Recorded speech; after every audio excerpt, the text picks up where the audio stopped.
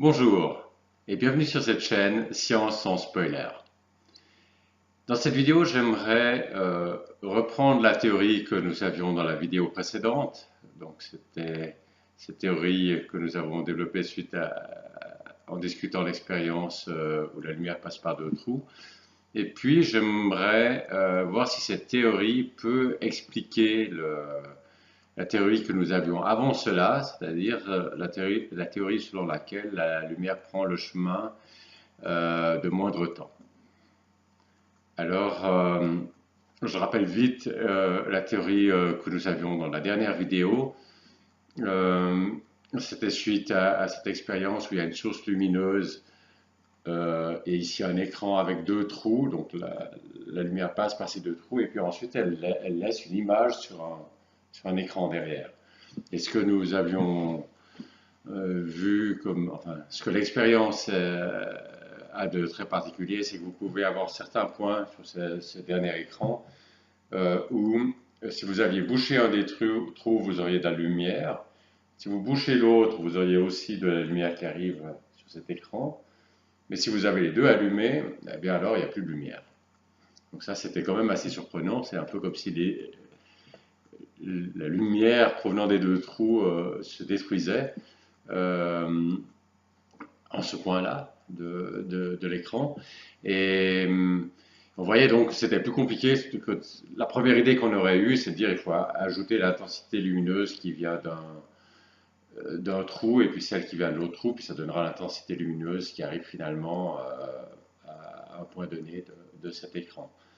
Mais s'il commence à y avoir des phénomènes comme je viens de mentionner, ben ça, il va falloir avoir une théorie plus compliquée. Et la théorie à laquelle on a été conduit ou à laquelle on a abouti, finalement, c'était une théorie avec des flèches, c'est-à-dire que il fallait considérer, quand vous preniez un point à l'écran, l'écran ici, là derrière, il fallait considérer toutes les possibilités, toutes les trajectoires possibles avec lesquelles la lumière pouvait venir à ce point-là, à aboutir à ce point-là à un moment donné. Et puis, pour chaque trajectoire, il y avait une sorte de flèche. Il y avait une flèche qui était associée. En fait, une flèche qui bougeait au cours du temps. Donc, elle tournait, elle tournait comme ça sur un cercle au cours du temps. Et puis, quand vous vouliez connaître l'intensité de la lumière à un point donné de cet écran ici, il fallait donc additionner. Ici, il y avait surtout deux trajets possibles pour être simple, c'est-à-dire celle qui vient d'un trou et celle qui vient de l'autre trou.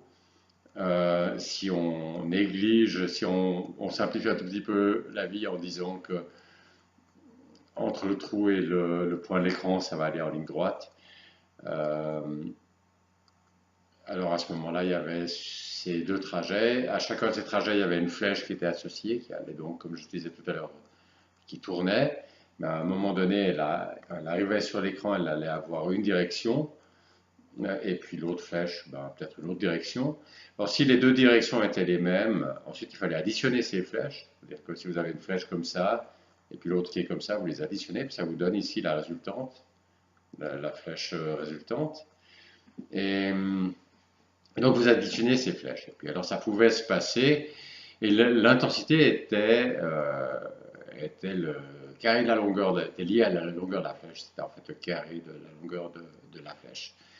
Et, et ça, comme ça, on pouvait expliquer que si à un point, il pouvait très bien y avoir, s'il n'y avait qu'un seul trou, qu'on avait bouché l'autre, il y aurait eu une flèche, et puis il y aurait une certaine intensité liée à la longueur de cette flèche, et puis depuis l'autre, il y aurait eu une autre intensité, et que c'était possible qu'il y ait dans les deux cas donc une certaine intensité, mais si les deux flèches étaient en sens opposé, quand on les additionne, ça fait zéro, et puis l'intensité, elle serait zéro. Donc ça pouvait expliquer ce phénomène très curieux. En d'autres endroits, ça peut s'additionner. Donc ça, c'était l'explication que nous avions pour cette expérience des deux trous. Et la question qui se pose maintenant, c'est comment est-ce qu'on pourrait... Au fond, on a deux théories. On a cette théorie qu'on a pour cette expérience des deux trous, et puis la théorie qu'on avait avant du trajet de moindre temps, qui était quand même pas mal, parce qu'elle expliquait, si vous vous souvenez, elle expliquait pourquoi ça allait entre A et B, la lumière allait en ligne droite. Elle expliquait la réflexion, s'il y avait un miroir ici, pourquoi ça se réfléchit de la façon dont ça se réfléchit. On avait aussi vu au cas où il y a par exemple ici de l'air et ici de l'eau, puis que vous avez un rayon lumineux, euh, pourquoi il change de trajectoire, pourquoi il ne va pas tout droit, je veux dire, pourquoi il va faire un coude ici. Donc c'était une théorie qui était pas mal dans le sens qu'elle expliquait déjà trois expériences. On avait, dans une vidéo, j'avais mentionné quelques objections, donc c'était peut-être une théorie qui nous plaisait pas trop. J'avais cité trois doutes, disons. Et donc c'est peut-être une théorie qui nous plaisait pas trop. Donc à choisir entre les deux, peut-être on préférerait notre dernière théorie avec ces flèches qui tournent. Mais il reste quand même, disons, pour ça il faudrait que la dernière théorie puisse expliquer cette théorie du moindre temps. Donc maintenant, ce qu'on va essayer de comprendre, c'est est-ce que cette théorie avec les flèches, est-ce qu'elle peut expliquer pourquoi la lumière prend le trajet de moindre temps? Alors, je vais peut-être vous donner un indice d'abord. Dans une des vidéos, on avait vu que le moindre temps, donc si vous avez différents trajets possibles, par exemple, on l'avait vu pour l'expérience avec l'air et l'eau ici, c'était surtout celle-ci qui nous avait conduit à cette théorie du moindre temps. Eh bien, on pouvait décrire s'il y a ici le point A et ici le point B, on pouvait imaginer plusieurs trajets qui se distinguaient par où c'est que la lumière touchait la surface de séparation entre l'air et l'eau. Et pour chacun de ces points, on pouvait marquer le temps, donc dessiner une courbe, là, en mettre en axe vertical le temps que prenait la trajectoire qui passait par ce point-là à la surface de séparation. Et puis, donc, ça donnait une courbe en U comme ça. Et puis, au minimum, on avait dit qu'une des propriétés, et puis en fait, c'est là qui va être très intéressante pour nous maintenant, c'est au point minimum, la tangente est horizontale. Ça veut dire que si vous regardez un assez petit tronçon, c'est une forme en U ici, mais si vous regardez un assez petit tronçon, alors ça a l'air d'être plus ou moins une droite horizontale. Tandis que par contre, si vous prenez par exemple ici sur la partie plus penchée ici du U, alors si vous prenez juste un petit tronçon, cette courbe elle a l'air d'être une droite aussi, mais une droite qui n'est pas horizontale, qui a une certaine pente. Voilà, donc ça c'est en fait mon indice, c'est le point clé qui permet d'expliquer pourquoi la théorie des flèches permet d'en déduire que la lumière va prendre le trajet où le temps est minimum. Ou en tout cas, pourquoi ça, c'était une bonne approximation. Notre ancienne théorie était une bonne approximation. Alors, je vous laisse expliquer dans le détail pourquoi c'est comme ça.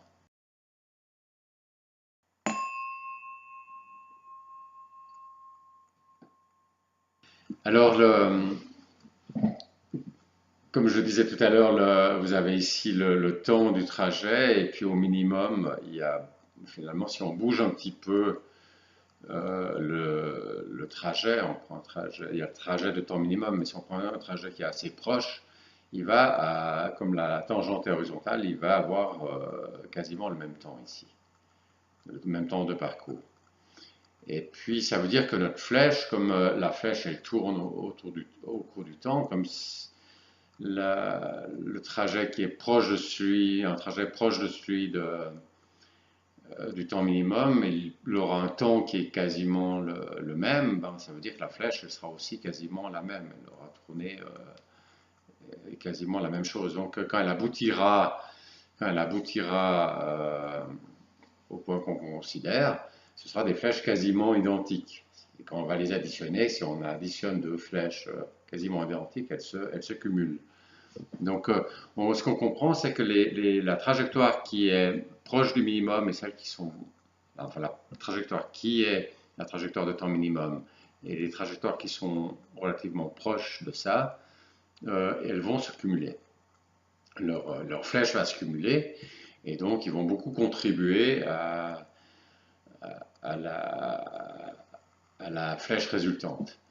Par contraste, ceux qui se trouvent plus loin du minimum, donc dans la zone où on avait cette courbe en U, la zone où la tangente elle n'est pas du tout horizontale, alors quand on bouge un petit peu ici le trajet, ça va bouger pas mal le temps de parcours. Donc même si on considère les mêmes modifications de trajet de même ampleur que ce que je discutais tout à l'heure pour le minimum, ben, des modifications de trajet de même ampleur, ils vont ici donner des changements de temps beaucoup plus grands parce qu'ici, la tangente, elle était pas horizontale, tandis que quand c'était sur une tangente horizontale, ça faisait peu de modifications du temps de parcours. Donc là, ça va faire de grandes modifications du temps de parcours, en tout cas relativement à ce qui se passait quand on était proche de la trajectoire de moindre temps. Et puis, ça va avoir pour conséquence alors que vous allez avoir une trajectoire qui aura une flèche dans un sens, puis l'autre, comme le temps elle sera très différent, la flèche aura eu le temps de tourner, et puis vous aurez tous ces différents trajectoires vont donner des flèches qui vont aller un peu dans tous les sens. Et puis si les flèches vont un peu dans tous les sens, ben, elles vont globalement avoir tendance à, quand vous les additionnez, à donner zéro, à donner quelque chose de proche de zéro. Globalement, elles auront tendance à s'annuler. Donc ça explique pourquoi c'est les, les trajectoires de moindre temps ou proches de celles de moindre temps qui vraiment contribuent à l'intensité lumineuse qui arrive à un point donné. C'est vrai que simultanément la lumière passe par toutes les trajectoires et donc aussi les autres trajectoires qui ne sont pas du tout de moindre temps. Mais ces autres trajectoires ont tendance, quand vous faites leur somme, elles ont tendance à s'annuler.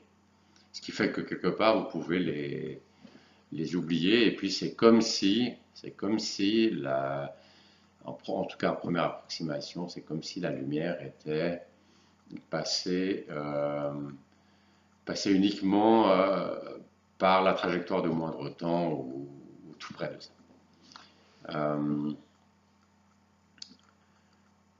Voilà, donc ça c'est l'explication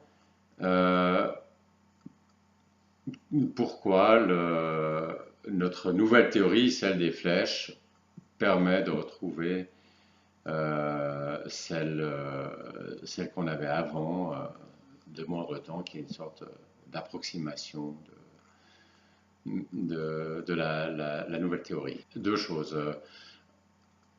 Premièrement, lorsque je disais tout à l'heure que ces trajectoires qui s'annulent, au fond, c'est comme si elles n'étaient pas là, donc comme elles comptent quelque part, elles ne comptent pas, même si la lumière passe réellement par toutes ces trajectoires. Là, une première façon de tester, ça serait de se demander si j'élimine, si je mets par exemple des obstacles, des choses qui éliminent certaines des trajectoires qui annulent les autres, est-ce que j'arriverai quand même à faire en sorte que ces trajectoires comptent quand même? Disons, la lumière passe quand même par toutes ces trajectoires, même si à la fin elle ne compte pas parce qu'elle s'annule, mais si je pouvais faire en sorte qu'elle ne s'annule pas, est-ce que ben, elle devra à ce moment être perceptible. Donc ça, c'est une piste assez intéressante, mais que ben, peut-être que j'explorerai plus dans une autre vidéo. Mais pour l'instant, je vais juste en rester là. On a donc l'explication, et puis ce que j'aimerais souligner, c'est revenir sur ces trois objections, enfin ces trois doutes que nous avions sur la, la théorie du moindre temps. Et avec notre nouvelle théorie, on peut au fond répondre à ces trois doutes. Un doute était, bon, est-ce que la lumière est vraiment si pressée? Ben non, elle n'est pas pressée puisqu'elle prend des trajectoires pour aller d'un point A à un point B, elle prend toutes sortes de trajectoires, même les plus farfelues. Donc elle est manifestement pas si pressée que ça, elle les prend simultanément toutes les trajectoires. De plus, nous avons vu que le point crucial, c'était le fait que la dérivée était nulle. Et ça, c'est valable à un minimum, mais aussi, c'est aussi possible à un maximum. Dans un maximum local comme ça, il y a aussi une dérivée nulle. Donc notre nouvelle théorie peut tout aussi bien expliquer, dans certaines circonstances, pourquoi la lumière prendrait le trajet, non pas de temps le plus court, mais de temps le plus long, ou au moins localement le plus long. Fondamentalement, c'est pas qu'elle essaye de prendre la trajectoire de moindre temps, c'est juste une sorte de résultante qui permet ensuite, parce que certaines trajectoires ont tendance les contributions de certaines trajectoires ont tendance à s'annuler, ben, l'impression qu'on a, c'est qu'elle prend celle de moindre temps. Une autre objection qu'on avait, c'était mais comment est-ce qu'elle fait pour savoir quelle est la trajectoire de moindre temps? Ben voilà, maintenant on a l'explication. Elle prend toutes les trajectoires possibles et puis à cause de ces annulations, ces contributions qui s'annulent pour les trajectoires les plus farfelues, eh bien c'est celle finalement c'est comme si elle était seulement passée par celle des moindres temps. Donc voilà, c'est le mécanisme par lequel elle trouve la trajectoire de moindre temps. C'est un mécanisme assez, comment dire, quelque part il est très simple. Parce qu'on n'a pas besoin de s'imaginer une lumière qui essaye, qui réfléchit longtemps, disons, pour essayer de trouver quelle serait la trajectoire de moindre temps. Le coup, c'est que quelque part, la lumière prend simultanément toutes les trajectoires possibles. Donc, ça, je ne sais pas vous, mais moi, ici, il y a deux portes, il y a cette porte-ci et une autre porte là-bas. Si je sors de cette salle, ben, ça sera par une des deux portes, celle-ci ou celle-là, mais pas les deux en même temps. Donc, d'habitude, les objets qu'on voit macroscopiquement, comme ça, les objets qu'on voit, ils ne sont pas à deux endroits en même temps. Donc, ils ne prennent pas deux trajectoires simultanément, deux trajectoires différentes simultanément. Donc, c'est quand même très, très spécial, disons. Cette lumière qui prend toutes les trajectoires simultanément. Mais une fois pourquoi pas, hein, je veux dire, nous on ne fait pas comme ça, mais peut-être que la lumière fait comme ça. Donc c'est pas juste le fait que moi je ne suis pas capable de sortir par les deux portes en même temps, c'est pas une raison pour dire que la lumière n'est pas capable de passer par deux trous en même temps. Donc, ben voilà, c'est peut-être simplement elle se comporte de façon un peu spéciale comme ça, mais ensuite ça explique bien comment elle trouve le trajet de moindre temps. Et puis une autre question qu'on avait, c'était, mais quand on prend la théorie du moindre temps, on dit, bon, elle est au point A, elle va au point B, et puis ensuite elle choisit le trajet de moindre temps. Mais bon, ça veut dire qu'on savait qu'elle finit au point B. Et comment, c'était la question qu'on se posait à l'époque, comment on sait qu'elle finit au point B. Et bien là, finalement, elle peut, comme elle prend toutes les trajectoires possibles, elle peut aussi aller à tous les points imaginables aussi. Donc, elle ne sait pas qu'elle ait spécialement choisi ce point B, Et c'était particulièrement clair quand on avait cette expérience des deux trous et puis de l'écran. Finalement, c'est pas qu'elle essaye d'aller à un point B particulier, elle prend toutes les trajectoires possibles pour aller au point B, à un certain point, si vous vous fixez à un certain point, si vous étudiez un certain point.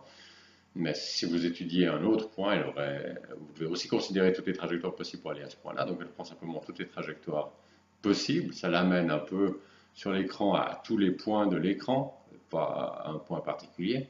À certains points, les flèches vont s'annuler et puis il n'y aura pas d'intensité. Mais c'est pas qu'elle ait a priori décidé que ça serait qu'elle irait au point B et puis qu'ensuite elle se demandait quel était le chemin le plus court pour y aller. Donc voilà, donc on a aussi répondu à cette troisième doute, troisième objection. Je vais maintenant appliquer la théorie à une expérience un tout petit peu plus compliquée que celle de deux trous, c'est-à-dire où il y aurait trois trous. Donc là, vous pouvez, si vous voulez arrêter la vidéo pour réfléchir, vous pouvez le faire, mais c'est relativement simple, c'est-à-dire c'est toujours la même théorie. On va, pour un point donné ici de l'écran, on va additionner les flèches des différentes trajectoires, mais cette fois il n'y aura plus seulement deux trajectoires, il y aura encore une troisième trajectoire, donc trois flèches à additionner. Et puis si vous avez 10 trous, ben, il y aura 10 flèches additionnées.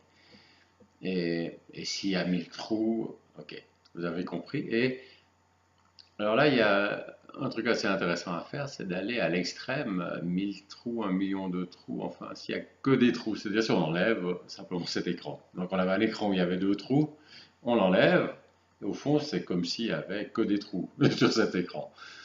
Et bien à ce moment, la lumière, enfin l'application de cette théorie à ce cas-là, ça serait de dire que la lumière, elle passe par chacun des points. Donc elle passe par tous les points. Donc sur ce point, j'aimerais être clair là-dessus, c'est que quand on dit qu'elle passe par toutes les trajectoires imaginables, c'est quand il y avait ces deux trous, on pensait à ces deux trajectoires qui passaient par chacun des trous, mais finalement,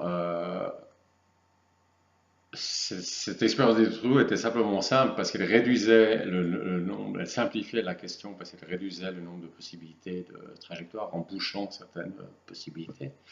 Et finalement, sinon, elle serait simplement passée par toutes les trajectoires possibles.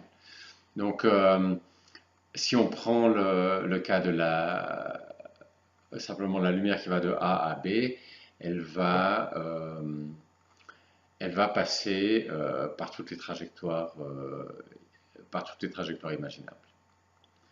Donc ça veut dire que dans mon explication tout à l'heure de l'expérience des deux trous, j'avais un peu simplifié en supposant que depuis le trou jusqu'à mon point de l'écran là derrière, elle venait forcément en ligne droite. En fait, elle vient par tous les chemins possibles, mais pour les raisons qu'on a vues, c'est finalement tout se passe comme si elle passait simplement par le trajet de moindre temps. Et dans ce cas-là, c'est la droite, et c'est pour ça qu'on peut se simplifier en se disant qu'elle passe par la droite. Mais disons, le modèle complet, c'est de se dire qu'elle passe aussi quand elle vient depuis le trou, dans l'expérience des deux trous, quand elle vient depuis le trou jusqu'à l'écran, un point de l'écran derrière, elle passe pas seulement par la ligne droite, mais par toutes les trajectoires imaginables.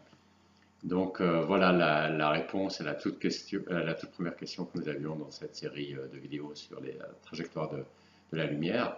Et en même temps, j'aimerais répondre à un des arguments que j'avais, donc tout au début, j'avais dit que ça devait être une droite par symétrie, parce qu'il y a une symétrie de rotation dans ce problème. Si j'ai deux points à droite, j'ai une symétrie de rotation, et j'avais dit oui, mais elle est obligée d'aller par une droite, parce que si elle allait par exemple par en haut, alors pourquoi elle irait par en haut? Elle aurait tout aussi bien pu aller par en bas, puisqu'il y a une symétrie dans ce problème autour de cet axe. Mais vous voyez l'erreur qu'il y avait à l'époque dans mon raisonnement, c'est-à-dire que j'avais imaginé que, oui, je me disais, elle ne pouvait pas aller comme ça, parce que si elle allait comme ça, elle aurait pu tout aussi bien aller comme ça. Et puis implicitement dans ma tête, l'idée c'était, à l'époque, l'idée c'était qu'elle allait avoir une seule trajectoire, donc elle n'allait pas aller simultanément prendre plusieurs trajectoires. Mais mettons qu'on a cette nouvelle théorie où elle fait simultanément comme ça, et puis beaucoup d'autres choses. Alors cet argument de symétrie n'est plus une objection, parce que elle peut très bien aller comme ça si elle va aussi comme ça. Euh, donc voilà l'explication pour la question de base qu'on avait tout au début, comment la lumière va d'un point A à un point B. Donc elle va en ligne droite, disons, on peut résumer la chose en disant qu'elle va en ligne droite, mais en réalité elle prend tous les trajets possibles. Et puis le fait d'aller comme ça n'est pas une objection parce qu'elle va en même temps aussi comme ça. Encore un point. Dans une vidéo précédente, nous nous étions demandé, dans le cas où il y a la lumière qui va d'un point A à un point B, avec un miroir ici, si vous voulez prendre le chemin le plus court,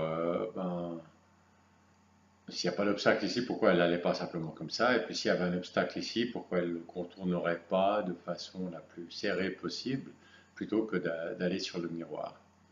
Et donc maintenant, on a aussi la réponse à cette question-là. Donc, de toute façon, on sait que la lumière ne cherche pas réellement à prendre le chemin le plus court, mais ce qui compte, c'est où c'est qu'il y a cette dérivée nulle pour ce qui est quand on exprime le temps en fonction des différentes trajectoires possibles. Et donc, c'est même un minimum pour un minimum local. Donc, peu importe que ce soit ça peut être un maximum, ça peut être un minimum, mais si c'est un minimum, peu importe que ce soit le minimum, le temps vraiment le plus court de tous les trajets, mais c'est plus court que les trajets proches. Euh, donc avec notre nouvelle théorie, c'est tout à fait normal que la lumière aille entre A et B comme ceci, et s'il y a un miroir, elle aille comme ceci et aussi comme cela. Euh, donc, ou que ce soit l'impression qu'on a que finalement elle a deux trajets pour aller de A à B.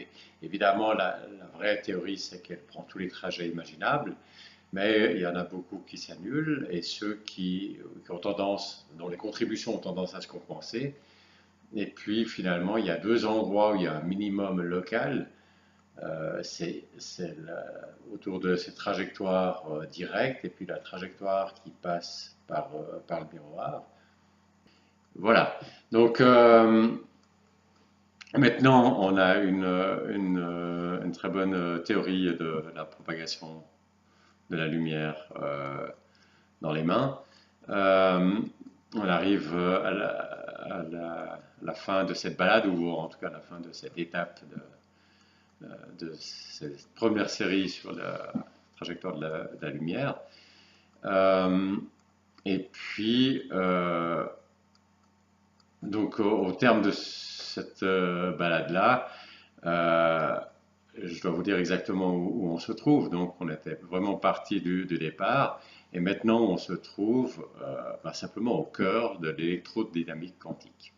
Donc on se trouve au cœur de la physique moderne. Cette électrodynamique quantique est très bien expliquée dans un merveilleux bouquin de Feynman. Là, je vous le montre.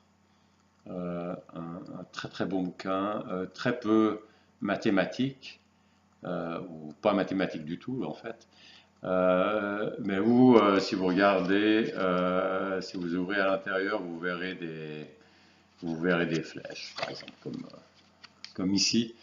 Donc il n'y a pas tellement d'équations, mais il y a des histoires de flèches. Et au fond, ce que dit Feynman, donc Feynman, c'est un prix Nobel de physique, c'est l'un des pères de l'électrodynamique quantique. Ce qu'il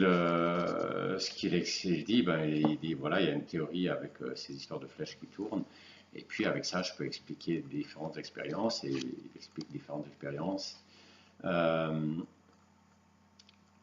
ça, c'est un excellent bouquin. Ce que j'ai essayé de faire par rapport à ça, c'est au lieu de dire simplement le, la bonne théorie, c'est celle de ces flèches qui tournent. J'ai essayé dans la dernière vidéo au fond, de vous amener, d'arriver gentiment à- à être conduit à trouver ces théories assez naturelles, quoi. C'est-à-dire que si, quand on lit ce bouquin-là, c'est un très bon bouquin, mais on a un peu le sentiment, ces théories des flèches qui tournent, ben, avec toutes ces trajectoires prises simultanément, c'est assez fou comme théorie. Et puis si on s'autorise à faire des théories aussi folles que ça, ben, il y a des millions de théories imaginables. Et puis on a le sentiment qu'on ne serait jamais arrivé sur cette théorie-là.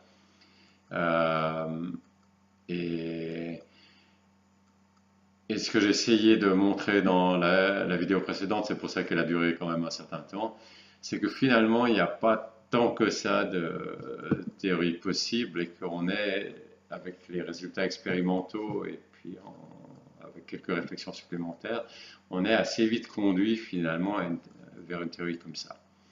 Mais j'espère que vous avez un peu le sentiment, donc un peu le sentiment que vous auriez pu la découvrir vous-même après avoir suivi la dernière vidéo. Évidemment, je me suis basé sur Feynman pour vous donner. Donc, je suis basé sur le fait que je connaissais la théorie déjà pour vous donner un certain nombre d'indices quand il fallait répondre à la question. C'est vraiment des gens géniaux qui ont trouvé ces théories. Mais j'espère que grâce à la dernière vidéo, tout ça vous paraît relativement naturel. Voilà, donc ça c'est où on est au terme de cette balade. Et puis maintenant, c'est un peu comme si on était sur une certaine colline. On avait gravi une colline et puis maintenant, vous pouvez voir plus loin. Et puis, ce que je vous demanderais, c'est comment, à votre avis, est-ce qu'on pourrait mettons, continuer ces vidéos? Comment on pourrait aller plus loin? Alors, je vous laisse réfléchir sur cette question. Vous êtes sur cette colline, vous avez maintenant une vue bien vous voyez bien plus loin que ce que vous pouviez voir tout au début de cette série. Et je vous demande dans quelle direction on pourrait aller.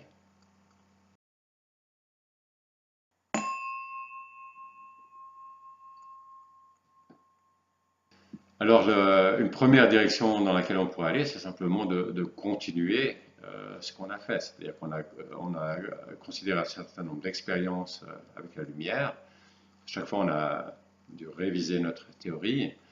Donc, ce qu'on pourrait faire, la première chose qu'on pourrait faire, c'est simplement considérer d'autres expériences et puis,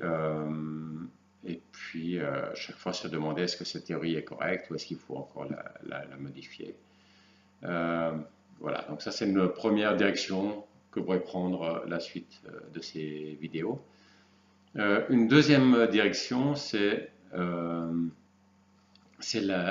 l'interaction de la lumière avec la matière. Alors vous avez peut-être remarqué dans les expériences que j'ai discutées dans ces vidéos, l'interaction avec la matière se ramenait toujours à quelque chose finalement de très très simple.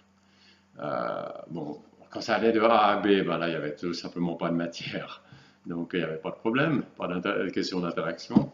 Dans l'expérience du miroir, tout ce que j'ai supposé, je n'ai pas tellement essayé de me demander comment la lumière interagit-elle avec ce miroir, etc., de quelle matière est composé le miroir, etc. J'ai juste pris le miroir comme étant quelque chose qui m'empêche de passer de l'autre côté, qui empêche la lumière de passer de l'autre côté.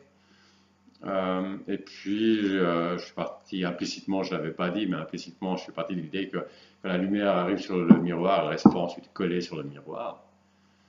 Donc, le miroir, c'est quelque chose où on ne peut pas passer de l'autre côté, puis on ne peut pas rester dessus. Donc, si on y arrive, on doit forcément repartir depuis le côté là où on est arrivé. Et c'est ça que j'ai vraiment utilisé pour réfléchir sur la trajectoire de la lumière qui se réfléchissait sur un miroir et l'interaction avec le miroir se résumait à ça, donc se résumait à pas grand-chose. Et puis quand on avait l'air et l'eau, et puis que la lumière passait de l'air et allait dans l'eau, là aussi, l'interaction se résumait à pas grand-chose. J'ai dit la vitesse de la lumière dans l'eau, elle est différente que dans l'air. Donc elle est en fait plus faible que dans l'air. Et voilà, je n'ai pas expliqué pourquoi elle était plus faible. Donc ça, c'est aussi une direction qu'on pourrait explorer. C'est qu'est-ce qui se passe plus exactement quand il y a une interaction de la lumière avec la matière, par exemple dans l'eau, pourquoi est-ce que la lumière va moins vite dans l'eau que dans l'air. Donc interaction de la lumière avec vous avez de la lumière là, et puis interaction avec ce qu'elle rencontre. Ça, c'est un premier point, enfin, un premier type d'interaction. Et puis l'autre type d'interaction, c'est simplement la lumière, généralement, elle émerge de la matière. Disons, par exemple, si vous avez une flamme, la flamme, c'est quelque chose qui brûle, de la matière qui brûle, et puis ça fait de la lumière. Et donc là, l'interaction, c'est comment la lumière émerge de la matière, comment la matière peut provoquer, engendrer de la lumière. Dans le même ordre d'idée, vous avez toute la question de la couleur. Enfin, une deuxième direction pour la suite de ces vidéos, ça pourrait être l'interaction de la lumière avec la matière.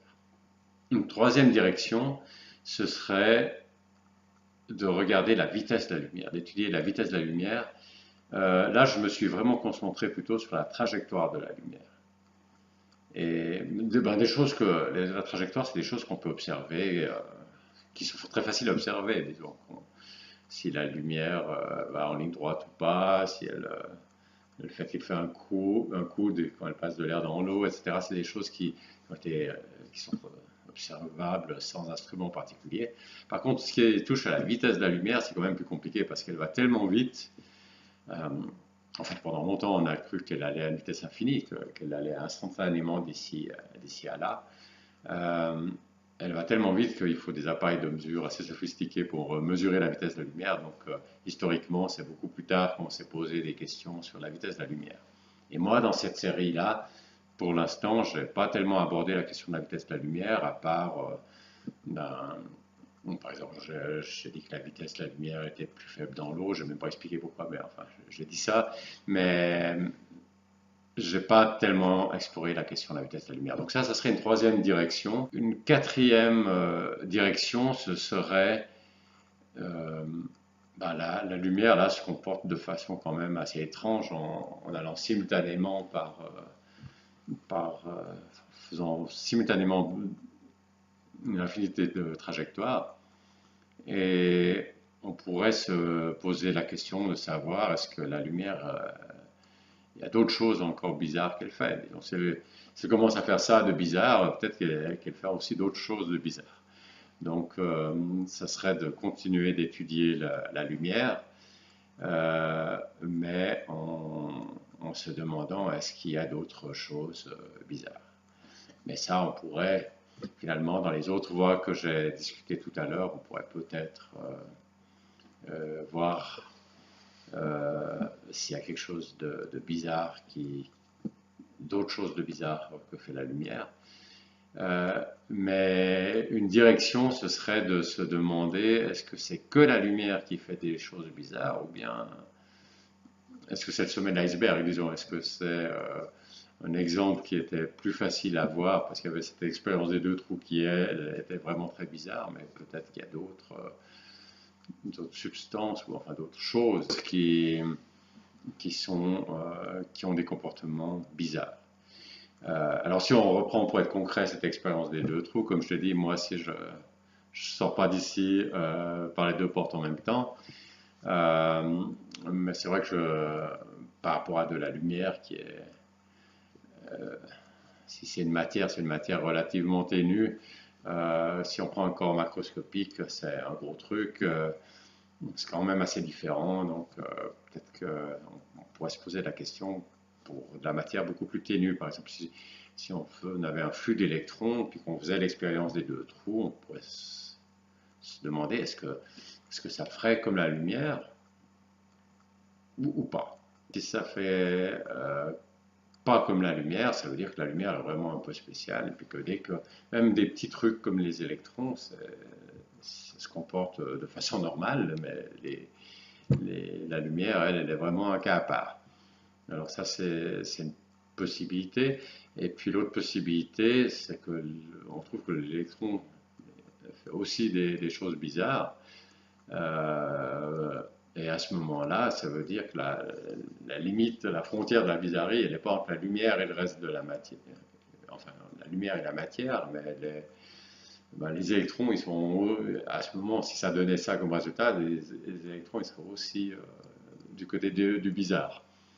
Euh, et puis alors là, alors ce serait vraiment intéressant de faire cette expérience pour savoir si les électrons ils sont ou non du côté du bizarre. Si par hasard ils étaient eux aussi du côté du bizarre, alors il y aurait la question de savoir les protons, les neutrons, enfin d'autres choses. Est-ce que d'autres particules, est-ce qu'elles sont aussi bizarres? Et au cas où on trouverait que tout ça est bizarre, il y aurait quand même la question qu'on prend un corps macroscopique qui est fabriqué de ces choses bizarres, pourquoi lui, il n'est pas bizarre? Pourquoi moi qui suis fait de protons, électrons, neutrons, etc., si chacun de ces trucs peut être à plusieurs endroits en même temps, par exemple, pourquoi moi je ne peux pas être à plusieurs endroits en même temps? Donc là, ça serait un peu la chose à expliquer. En fait, c'est un peu la raison pour laquelle, a priori, on aurait plutôt l'impression que les choses qui nous constituent ne devraient pas être si bizarres que ça. Mais bon, tout ça, ça mériterait d'être exploré plus en détail. Donc, voilà, il y a ces différentes possibilités. Peut-être dites-moi en commentaire ci-dessous dans quelle direction vous préféreriez que, que j'aille. Euh, Peut-être pas dans la toute prochaine vidéo, mais plus tard, disons. Euh, Peut-être qu'à la fin de l'année, je déciderai dans quelle direction je vais aller parmi celles que j'ai proposées maintenant. Si techniquement j'arrive à le faire, je ferai peut-être même un petit sondage. Alors peut-être que quelque part ici, vous aurez la possibilité de, de, de choisir, euh, dans le cadre d'un sondage, de choisir dans quelle direction vous préférez que je continue. Qui se termine le 31 décembre à minuit, 31 décembre 2018. Et puis, eh ben, je prendrai alors la direction qui a gagné dans les sondages. Mais dans l'immédiat, je vais faire quelque chose de plus simple, c'est-à-dire que je vais, au fond, m'intéresser à la matière, laisser un peu la lumière de côté pendant un moment, m'intéresser à la matière. Puis bon, au stade où on en est, l'expérience la plus intéressante pour la matière, ce serait de faire passer ces électrons par deux trous. Mais je vais pas faire ça dans la prochaine vidéo. Dans la prochaine vidéo, je vais juste parler de la matière, mais les électrons, on les voit pas juste comme ça. Hein. Je vais plutôt parler de la matière, comme ce stylo, des choses qu'on peut voir, avec lesquelles on peut interagir sans instruments sophistiqués. Euh, donc, je vais parler de la matière, mais avec des expériences vraiment élémentaires. Voilà, j'espère que cette vidéo vous a plu et que je vous retrouverai pour la prochaine vidéo.